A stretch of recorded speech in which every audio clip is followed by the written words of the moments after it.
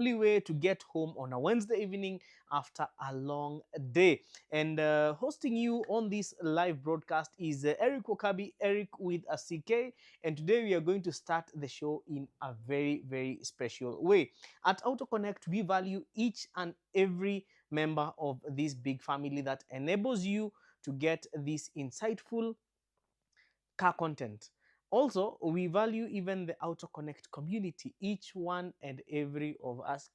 Kila mtu anakujanga live hapa, we value you. And remember, this is the session where we get to interact with you live and direct and answer your car related questions. Na naweza taka, today actually we want to start the show in a very special way. And we have tuko na news mara mbili, but before then, as we go there, I would like you guys to start by, kama kawaida what we normally do, salamu na unatuwatch kutoka wapi, and we are going to send you a big up, and then after that throw in your question, because this is a Q&A where you get free consultation. Remember, at Auto Connect, we offer pre-purchase inspection services, consultation, local sourcing, and also direct importation ya magari. And so let's get up close and candid with this live session. So we're going to start this in a very special way. And behind the camera, I have Andy. Andy is the Auto Connect videographer, the guy who is normally behind the camera.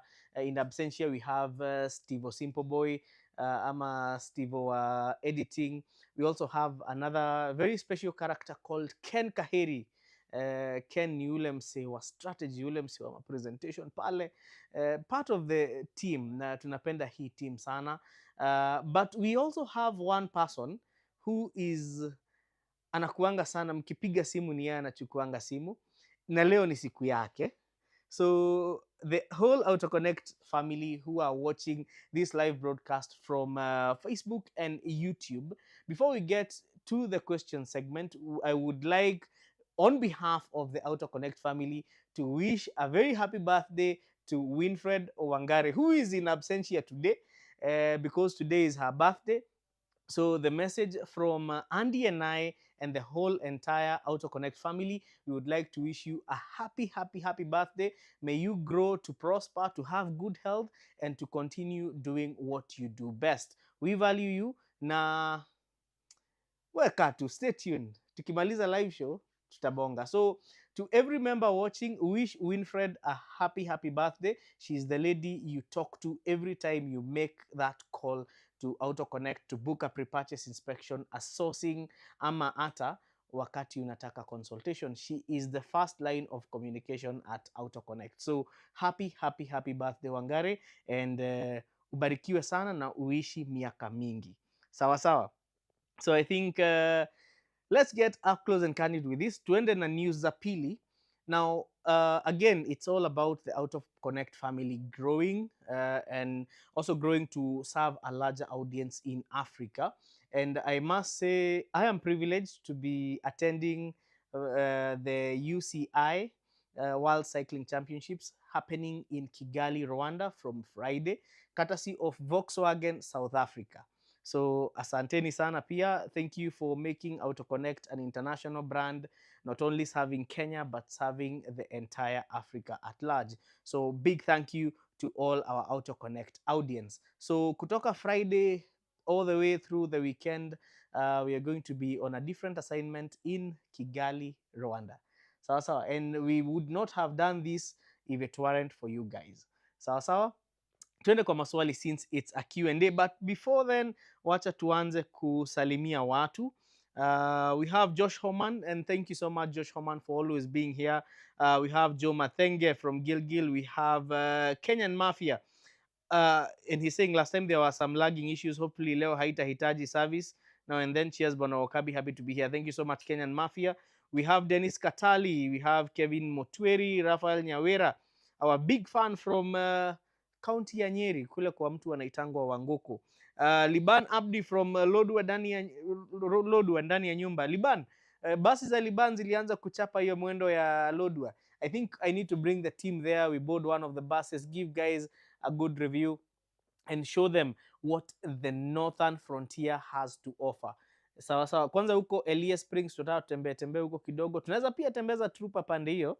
Yes, we have Stephen Mureithi from Meru. We have Cornelius from Mogogosiek. Mogogosiek iko huko katikati ya, it's somewhere in between the Bomet side and the Litein side. Masikio kwa Litein boys kwenye walifanya maneno. Alafu sasa ukiteremka kidogo unaingia mahali kunaitwa Mulot. Kwenye ukipita na gari kwanza unazima simu. Anyway, we have Piety Vibes. Piety Vibes is watching with his wife from Gatondo. We have Kefas. We have Meshak Motinda is also here. Egesela, Rafael Nyawera.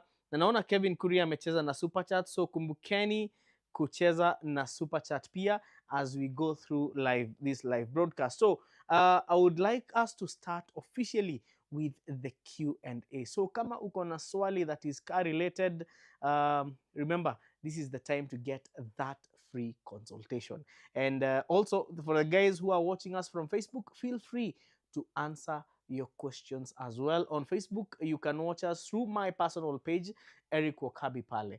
Sawa sawa na to interact live and direct. Benson Otonda, Maseno represented, Benson Chege from Gituamba, Jose Nderi is watching from Dadaab. So Victor Mark anauliza VW Passat 2008 inasumbua. It depends on which engine the vehicle is in, but generally these days Volkswagen is like the Toyota of European vehicles. We have so much technical support for VW issues. We have guys like Akina Christine Togoringanga who are VW experts. We have guys like Kras.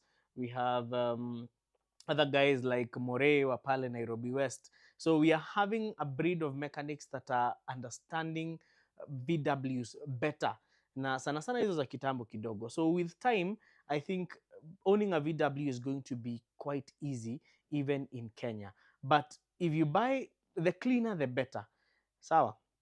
I think that question is well answered. Let's figure out which engine it's running on and then we can talk more about it.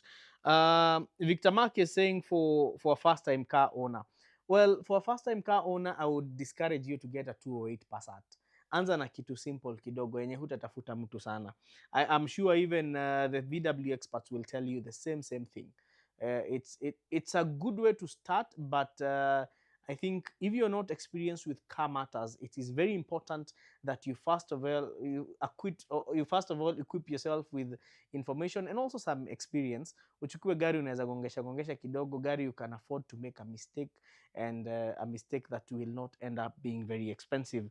Karota Uganda is watching us all the way from Sevoland, and we also value our audience from the Pearl of Africa, watu wa kule Uganda.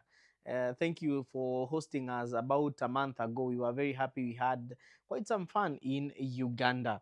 Kevin Maturi anauliza, how is the Subaru 2016 Subaru Forester XT as a second car?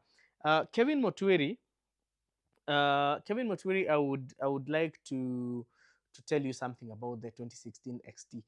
Now, these XTs came with the FB20. No, they came with the FA20 engine. The FB is the non-turbo one, but the XT is the turbocharged one, came with the FA20, and the FA20 has had a very bad record.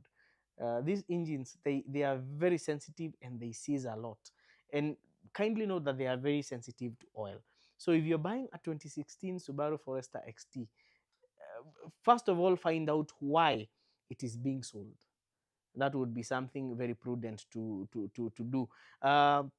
Suleiman, who is also our resident technician, has also had quite some experiences with these FA20s, and he can tell you we have had people who are on their third engine, and these engines are not cheap. In fact, we had a client who had to sell his Forester XT because we got to the third engine, and you see that engine is going for almost 500,000. So you see that's like buying another vehicle. Aya, tuendelee. Peter Nganga is saying, a student withdrawn from Republic of Saudi Arabia is in, and his Mwanza ameingia pia. Stephen Moreithi is saying, hello Wakabi, Mazda Axela or Toyota Allion 260, which one do you recommend?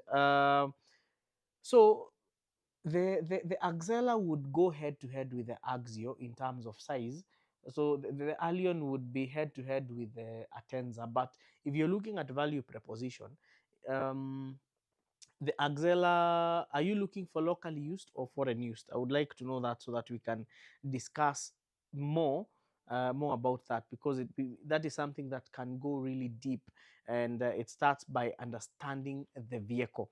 Dennis Katali anasema, how is the Toyota ZRE compared to Mazda Petrol 1500cc? I want reliability in the long run. Dennis Katali, this ZREs ukipata yenye ilikuja na manual, those cars were simply amazing, especially the ones that were either ex Toyota Kenya or ex government. Those vehicles were unkillable, and the driving experience was just awesome. Funny thing about the ZREs is that there are plenty of aftermarket parts, even body parts. There are plenty of them. And that is one thing that we do not, we really take for granted, because these cars have been all around us and nobody seems to really take key interest in South Africa. It's called the Toyota Quest. Hapana, itangu ah hapana, hiyo hapana, hiyo hapana, hiyo Quest ni Quest ni van, ama Quest inakuwa gani? Yes, I'll follow up before the end of the show. But anyway, it's an amazing car. Rafael Nyora is saying, will these Chinese cars outdo the common brands like Toyota and the like in Kenya? One thing I'll tell you, Rafael, is that in this day and age, you cannot afford to ignore the Chinese in the market. Zile vitu wanaleta, there is a truck I'm in love with, the new Sinotrack H3. That's like the perfect tentana sahi kwa soko. The FAO JK6 is also not to mess around with. So in heavy commercial, the Chinese seem to be dominating with each passing day. Haya, tuende kwa double cab pickups. You have seen the Changan, a vehicle I have driven and I love it. You have seen the Haval, it's called the Haval P series pickup is also there. The other Chinese pickup, we have seen the GMC Vigas, also very good looking pickup, the Photon double cab pickup. So they have really upped the design game and they have driven the costs down. There is normally the worry of reliability and the worry of availability of parts. But one thing about Chinese, if it's a mass market product, trust me, they will cater for after sales. I want to take you down memory lane, Raphael, now that you have talked about the Chinese maybe taking over the market. And I'll allude to the motorcycle industry. Remember when Kibaki introduced these borders, people are like, there is no way these Chinese bikes are going to outlive the likes of Akina Yamaha, the likes of Akina DT, the likes of akina hizi bikes zingine zilikuwa zinaitwa aje, zilikuwa zinatumika sana na veterinary, apart from Yamaha na DT. Kulikuwa na ingine ilikuwa inaitwa, there were some other motorcycles pale. In fact, the most common ones were Yamahas and DTs, zile za Kenya Power, zenye msewa kuja kukata stima, akikuja ulikuwa unamjulia mbali. Ile ilikuwa inachanganywa petrol na oil. So we thought those bikes would not last, but once they got into the market, I don't think that right now Chinese bikes are the most affordable to keep on the road, and they are also quite durable. And even if they break down, getting parts, it's very easy. And I must say that, who knows, maybe that's where we are heading also with cars, because I can say the future is full of infinite possibilities. And with actually there are two major global powerhouses in the automotive world that we should be on the lookout for. One of them is India, and the other one is China. Those two. And the good thing about India and China is that they don't believe in reinventing the wheel. They believe in solving problems. So they'll take a particular vehicle and customize it to meet the needs of the African market. And that is how they are able to penetrate the market very, very, very quickly. Tuendelee. Where is there is also, Fuad is saying, is the Mazda Demio a good car for a first time car owner? Is it reliable? Yes, Mazda Demios are amazing. Charles Monio is saying, how is the Harrier 240G? Do you recommend it? Harriers are good cars, a bit thirsty, 2AZ engine. Sometimes inaweza kunywa oil, but it's a great car. It's an amazing car to be with. It's a vehicle that you will also sell at a good price. Cromwell Sunday is saying, hello Eric with a CK, give us suggestion for direct importation for PWD with a budget of 1.2 million Kenya shillings. So Cromwell, I think we are looking at a vehicle that has a CIF of about 1.2 million. That is less duty, but you also need to factor in the port charges and other costs hapa na pale. So we are looking at, if you would be looking at a vehicle like, first of all, I would like to clarify something before I even dive deeper into this. Um, I got a call from somebody who wanted a commercial vehicle on direct importation, but wanted it under the PWD duty exemption. So this is what people need to know. PWDs are exempted for paying from paying duty, import duty or import taxes. However, there are some things that they cannot benefit, like a PWD cannot import a commercial vehicle duty free. That is one thing you should know. The other thing is that there are timelines under which you can import that vehicle. So it's always very clear for you to note that commercial vehicles, hapana, huwezi nunua hiyo na exemption, na pia there are timelines. So with a CIF of about 1.2, we are looking at probably cars like a Honda Fit, a Honda Grace would make sense. Probably the Nissan Note E13 would also be one thing you would consider, because also kuna costs huko ndani. So you look at CIF and you also look at some of the costs that are available. But Cromwell, do this, inbox us. Our number inakuanga hapo kwa screen, 0711 844 863. I'll be able to give you a list of the vehicles that CIF can fit, plus all the costs that are involved. Tuendelee. We have Evans K saying, how is the 2018 Honda CR-V hybrid in terms of reliability, value for money, maintenance cost, and the build quality compared to the 2018 Harry hybrid? Evans K, I would be honest, the Honda CR-V looks great. It drives great. It's quite reliable, very good fuel economy. Honda builds solid, very solid hybrid systems. However, I would feel that, this is a personal opinion, I feel that CRVs are quite boring, and especially for the younger population. The Harrier gives you one thing that most people do not feel free talking about. The Harrier is very premium. It gives you a very premium feel. So if I was to be asked to choose between the two, I would gladly go towards the Harrier hybrid. Uh, Stephen Muridi, hello Okabi. For clarification, the Axela or Allion for locally using for reliability and maintenance. The Axela has an advantage of the gearbox and also the face card. Hapo ni kwa looks, but Allion pia ni gari yenye, it's very reliable, economical on fuel, not as exciting to drive as the Axela, but pia after 2 years, that's a car you're going to sell at a very good price. We have Linda Moji. Eric, can you do importation from China market? Linda, first of all, it depends on what you're importing from the China market, because in China, vehicles are left-hand drive. So you can only import brand new that has been custom made for right-hand drive application. I hope that is clear. So yes, we can, but kindly note that it will not be as straightforward as it might look, and it must be a vehicle that is brand new so that the Chinese can customize it to right-hand drive. The only other place you can probably import from is a place called Hong Kong. Hong Kong. Yeah, I think it's Hong Kong. Hong Kong is more of autonomous and their vehicles are right-hand drive. So you can import from Hong Kong, but importing from Hong Kong is a logistical nightmare. It is possible, but hey, ni kazi. Raphael Nyawira is saying Suzuki bikes were there too. Yes, Raphael. Sorry, I forgot Suzuki bikes, and they were really nice. Josh Homan anasema smart design philosophy. Yes. Eric Angethe is saying paint kulingana na gava. How much percentage should be on the logbook? Okay, Eric Angethe, now this depends on whether it's a commercial vehicle or a private car. But if you have a vehicle that has a dual tone kind of paint, the dominant color should occupy at least 60% of the vehicle's body panels. sawa. So ama ikuwe ndio the dominant color. Unajua hata gari inaweza kuwa na marangi tano.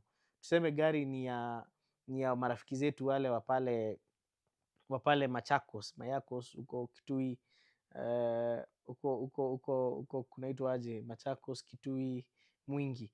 Unapata gari ni dual tone, lakini si dual tone, iko na rangi yellow, green, red, but the dominant color is white, imepigwa white kwa waistline. So irrespective of having multiple colors on the roof, the dominant color is still white. So according to you must have a dominant color. That is what the rules state.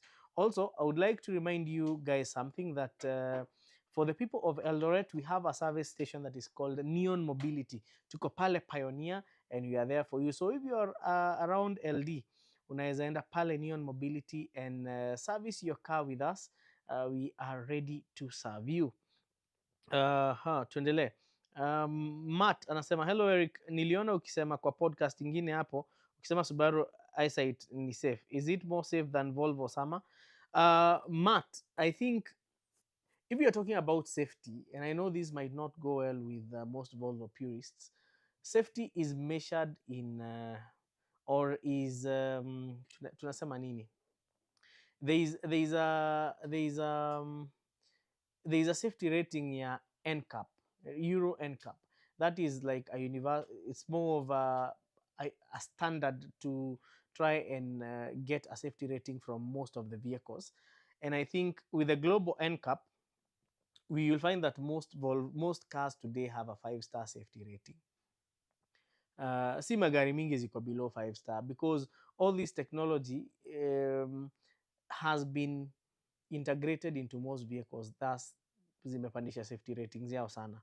So you'll find that vehicles that have autonomous emergency braking, they have lane departure assist, they have collision prevention mechanisms, so many of these features. So yeah, sahi most cars the 5-star safety rating, but Volvo has written, actually Volvo's safety legacy is cast on stone. It's very hard to talk about safety in automotive and not talk about Volvo. Tuendelee. Dave Inc anasema hi Eric, what are the areas to get Mazda OEM parts in Mombasa? Hey Dave, soko ya Mombasa mimi sikuangi very conversant nayo, especially with parts. Rafael Nyawera is saying, I have seen several Haval in Kenya, but there is another Chinese car that I'm in love with, the GWM Tank 500. Those jaiona kwa Kenya bado. Rafael, in Kenya, Crown Motors are selling a Tank 300.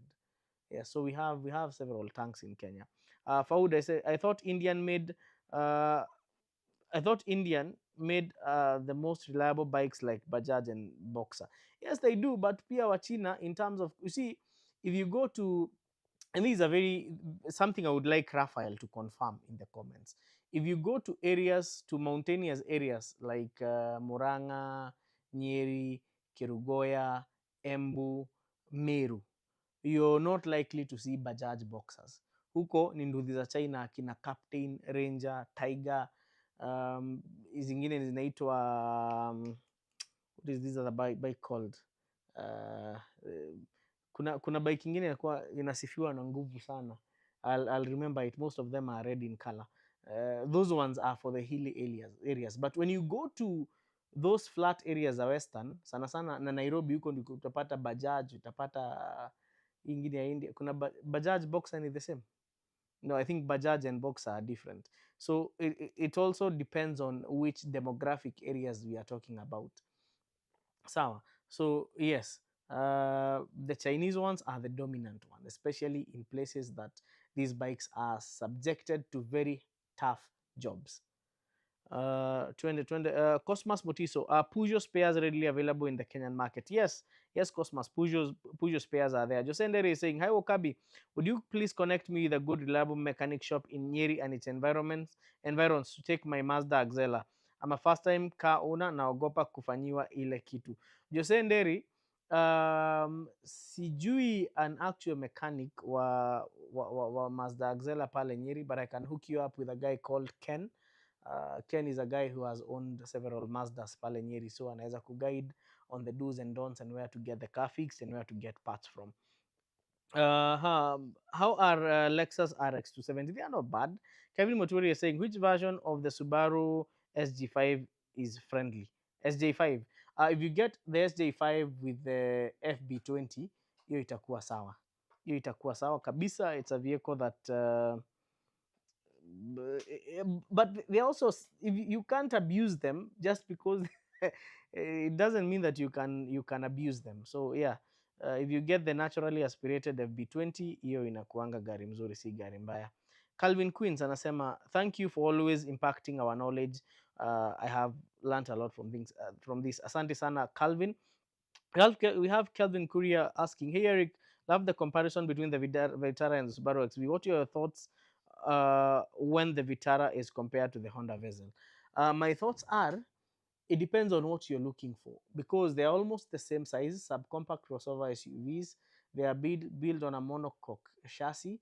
Uh, the interior space is almost more or less the same, but remember, with the Escudo, you don't have a full hybrid like you would on with you not have a full hybrid like you would with the what is this car called, with the Vezel, because the Vezel have a full hybrid. On the Scudo, you can only get a mild hybrid. So if fuel economy is your thing, the Vezel hybrid will likely serve you better. But if you want performance, I believe the Scudo, especially the 1.4 booster jet with the K14C engine, is a much better choice, because even the way that car handles, because even if you are to get the Vezel and hybrid, bado ni CVT, na sidhani itakuserve vizuri venye hiyo, sidhani itakuserve vizuri venye the Vezel sidhani itakuserve vizuri venye the Escudo itakuserve.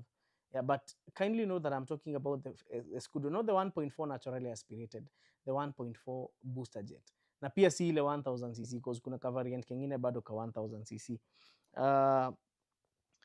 Okay, let's see. Calvin Quinn anasema, can you import and clear an adventure bike? To be honest, we have never imported a bike. It's something that we are willing to learn, but unajua, kama hujafanya kitu unasema this is not our area of expertise, and we are not very familiar with that area, especially with bikes. Bikes are very sensitive and they are susceptible to a lot of theft. So that is why we do not really do the bikes sana sana. We have Orim. Okay, Fuad anasema wekeni till number tucheze kama sisi. Fuad, kuna kitu inaitwa super chat hapo.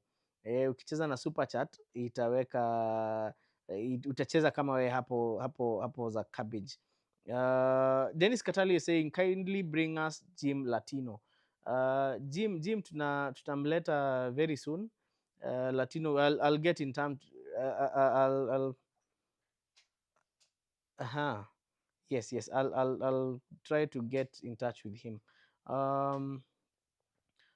The multiverse talk is saying, hello, how much commission do you charge for direct imports, including sourcing from it in Japan? We charge between a 1 to 1.5% commission. Sawa sawa. Who else? Let me see.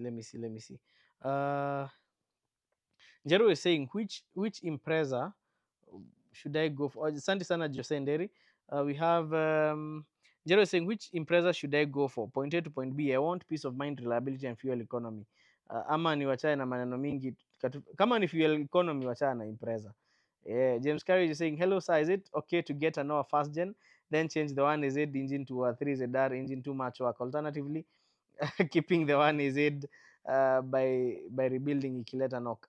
James, it's too much work and it's too expensive. So kaka na hiyo, tengeneza, tafuta pesa, upgrade to 3ZR. Kelv saying, hello Wakabi, kuna common annoying sound na succeed zote kutoka kwa suspension ya nyuma. Shida ukuwa wapi? Hiyo kelele sana sana ukuwa pale kwa that torsion beam.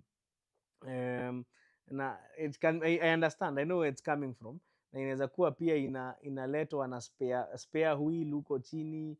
Kuna tu vitu tu fulani, but if you have that car iinuliwe vizuri na mtu anajua chenye anafanya, abomoe na angalie bushing vizuri, itakuwa sawa. Jose Nderi, asante sana. Ann Kinyo is saying, hi Eric, I'm a great fan. Please advise on how to deal with the idling stop of a 2018 Nissan Juke. Several times traffic imezimika. What should I do? And Kenyua, that's what idling stop is supposed to do. Ukikanyaga brake inazima, ukiachilia inaguruma. One thing, if idling stop is too annoying, you can always shut it down. Kuna button inakuanga hapo imechorwa, imeandikwa ka A kakona kamshale. Ukifinya hiyo, idling stop goes off. Egesela is saying, hi Eric, what would be ideal to upgrade from a Crown 2012 a sedan enthusiast? Sasa hapo ukitoka kwa Crown 2012 unaingia kwa Crown ya 2018, lakini usichukue ile hybrid, hiyo haina. I know people like Nyambura will stone me when they hear this, but it doesn't have the sedan vibe.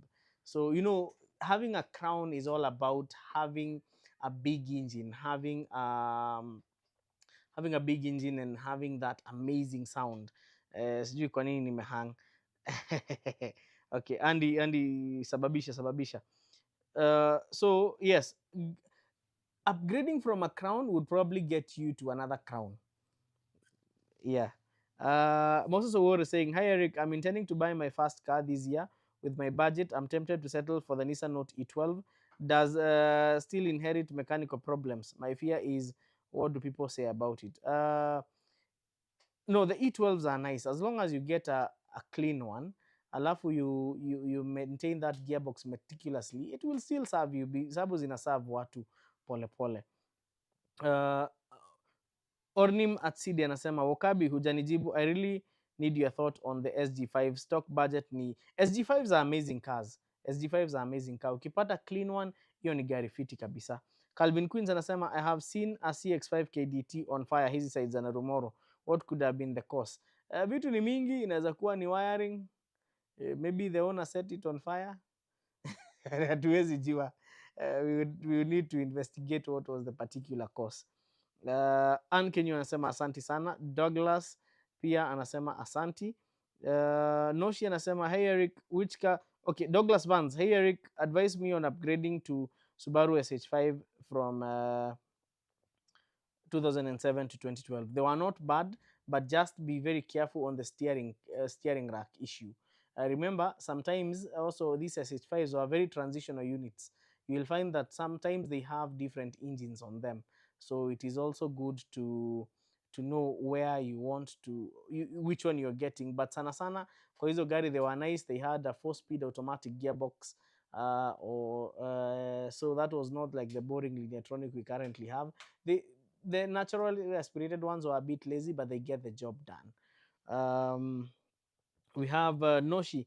Noshi anasema, hey Eric, which car can I upgrade from a 2017 Sienta? Maximum 2.8 and it should be a Toyota 2 with good fuel consumption. Hapo naona Toyota, tafuta Toyota Corolla Touring. Hiyo gari inakaa fiti sana and the budget is lower than that. Toyota Corolla Touring itakufurahisha if you're looking for an upgrade. Sawa sawa. So leo naona maswali tumejibu yote, tumejibu maswali vizuri sana. And let me take a look at Facebook. Let me see what the guys on Facebook are saying.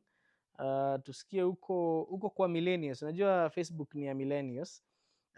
Kiprono Gilbert pale, wacha niwasalimie very quickly. Kiprono Gilbert, Ngola Batangire Marwa, Peter Onyango, Charles Matias, Samuel Waweru, Kevin Kenyua, wote wako area code.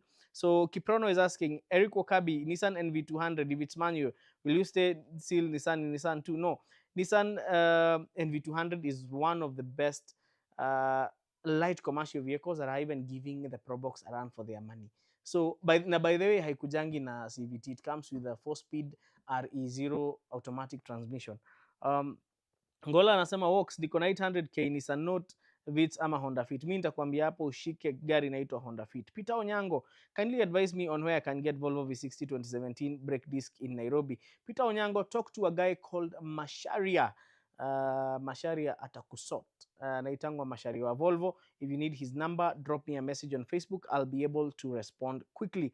What's the main issue with the Mazda Atenza wagon diesel YOM 2019? I don't think there's something we would call a major problem with that vehicle. Somewhere wanauliza Wakabi, is the B15 value for money with a small budget of 250k? Kama ni safi, hiyo gari iko sawa. Kama ni safi, hiyo gari iko sawa. Let me see. Watu wameenda wapi? I can see there were live chat. That's the live chat. I'm looking for top comments hapa. William Nando is saying actually Facebook tuko wengi. Kiama J Mokinyo anasema what makes the Suzuki Wagon R produce smoke downhill. Uh, there are several things that can make it produce smoke. One, either the vehicle is running rich, meaning there is too much fuel in the combustion chamber. Number two, you can be having a head gasket leaking, meaning inachanganya coolant inaingia kwa combustion chamber. The other thing is that the piston rings can be worn out, especially kama hiyo gari ilikuwa imewekwa LPG. Sawa sawa. Kiprono, naona Kiprono nimejibu. Daniel Mwangi is saying, when will Eric Wakabi ever give an objective Nissan review? He's clearly biased. Daniel Mwangi, wewe huwatchingi reviews. That is why you're giving us such a comment. Yes, you should watch our recent reviews. You know, the good thing is we call it as it is. Kama Nissan Note E13, perfect car. Nissan Serena e-Power, perfect car. Nissan Serena S Hybrid, rubbish. Nissan Note S Hybrid, rubbish. Sawa, so we call it as it is. Tuko pamoja? Rafael KE anasema tumewakilisha hadi FB. Yes, wako. Eric Wakabi, what is the review of the Honda Civic and why it is not popular in Kenya? William Nando, we have a review of the Honda Civic on our YouTube channel, Konnekt Kenya. So I hope huyu jamaa anaitwa Daniel Mwangi amesikiza venye nimesema. So Daniel, unajua mtu ambaye hajazoea kutembea sana, anasemanga mama yake ndiye anajua kupika zaidi. So pia mtu asipo watch reviews za Eric mingi anasemanga he's biased against Nissan. So take the objective and watch. Sawa sawa. Joyfrey K anasema how can I maintain a good resale value of a car? By keeping it clean. Kipkirui Collins anasema is locally used Nissan Sylphy B17 worth buying? Installing aftermarket oil transmission cooler worth it? And what is the cost to install? Bona Collins, the B17 does not really need an aftermarket cooler, because not unless you want to install it, because there was an upgrade from the G11 that had a different transmission from what we have on the B17. So yes, hiyo gari, as long as you just monitor and service it correctly, hiyo gari weka cooler on need basis. Sawa. So yes, it's worth buying. It's quite affordable, but if you're buying, make sure it's very clean. Haina mashida. So let me go back to YouTube. Nimeongea na watu wa Facebook sana na so I think now it's we have 7 minutes left, and we still have so many questions that have been left unanswered, but we are going to answer them in a subsequent episode and also on our social media platforms. Nime screenshot hizi maswali zote, so naweza hizi nitakuwa na najibu tu moja moja. Also, if you have any other question, since we are cutting short the live broadcast, ndio watu waende wa watch news, tujue mambo ya Litain Boys imefika wapi. So what you'll do is that our number is on the screen. I'm going to give you a chance to drop those messages there on WhatsApp, and I'm going to reply them personally, directly. So this is a chance for you to get that free consultation. So watu wako kwa live chat, tafadhali andikeni message hapo kwa 0710 844 863 na nitajibu hayo maswali yote. Sawa sawa. So thank you so much, and karibu sana Hesbon Brown. Before I leave, life with Assumpta is saying which car is better between a Honda Fit, Vitz and Mazda Verisa in terms of reliability? That one I'll lean towards the Honda Fit non-hybrid. It would make the perfect sense and the perfect balance between fuel economy and space. Sawa sawa wadau. So let's call it a good night, and thank you so much for joining us on this live broadcast. Tupatane tena next Wednesday na Monday, na kwa pale kwa social media, kumbuka you can get daily content from our WhatsApp channel as well. Sawa sawa, over and out guys.